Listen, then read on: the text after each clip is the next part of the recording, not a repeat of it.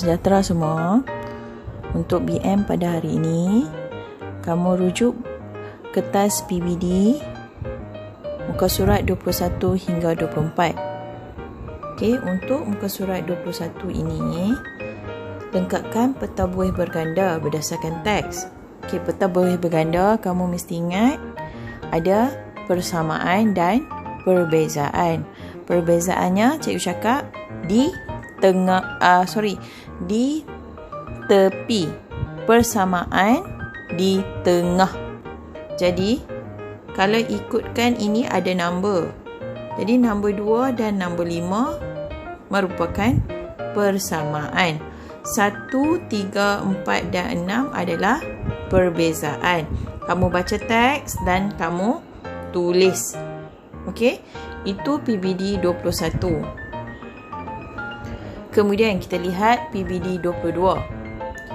Lengkapkan kerangka karangan. Kemudian tulis karangan. Okey, kerangka karangan ini pendahuluan telah ditulis, isi pertama telah diberi, kemudian kamu tulis balik karangan.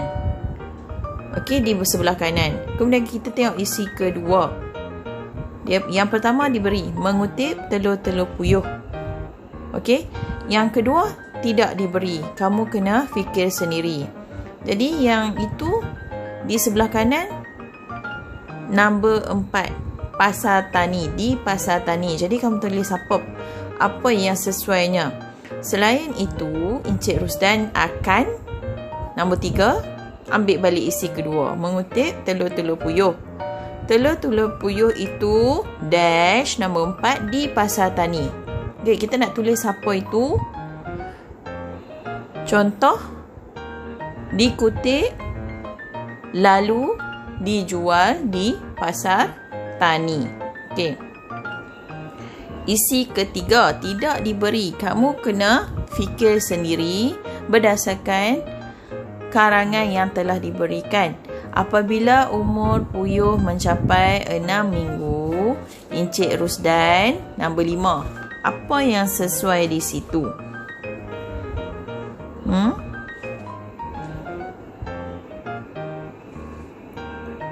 Puyuh-puyuh itu ada belakang tu, Encik Rusdan, puyuh-puyuh itu. Yang sesuai di situ adalah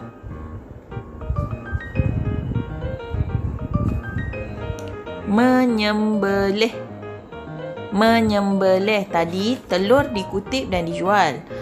Sekarang ini yang ketiga, umur puyuh. Puyuh ini adalah sejenis burung. Apabila umur puyuh mencapai 6 minggu, Encik Rusdan menyembelih puyuh-puyuh itu. Okey. Beliau, kemudian apa yang dia buat untuk nombor 6? Beliau, setelah dia menyembelih, apa yang dia buat? Menjual daging puyuh. Okey? Menjual daging puyuh. Ini untuk PBD 22 ini cikgu dah sebut jawapan, kamu dengar betul-betul, kamu tulis balik saja. Okey? Ini PBD 22. Kita teruskan dengan PBD 23. Okey? Yang ini pun bina kerangka karangan berdasarkan gambar. Kemudian tulis karangan. Tidak perlu tulis, kalau tak muat tempat ini, kamu tulis dalam buku. Kalau muat, kamu tulis di sini sahaja. Okey? Jadi kamu tengok isi satu, pendahuluan telah diberikan dan karangan juga telah ditulis. Isi pertama, makan rumput, dan kemudian tengok gambar yang pertama. Gambar pertama, apa itu yang sedang Pak Daud buat? Memerah susu kambing. Okey. Yang ketiga, melepaskan kambing-kambingnya. Okey, nombor 3, isi kedua. Okey, melepaskan kambing-kambingnya. Apa yang kambing-kambingnya sedang buat itu di gambar yang kedua? Itu kita panggil meragut rumput. Meragut rumput. Okey. Yang ketiga, dash mengunci kandang kambing. Tengok apa yang Pakcik Daud tengah buat tu. Dia menghalau masuk kambing-kambing itu ke dalam kandang kambing. Okey, jadi kamu hanya perlu tulis isi pertama, kedua dan ketiga, kerana lihat di bahagian karangan itu, di bahagian pendahuluan dan penutup telah diberikan. Okey, itu untuk 23. Seterusnya, yang terakhir 24, yang ni edit dan murnikan teks.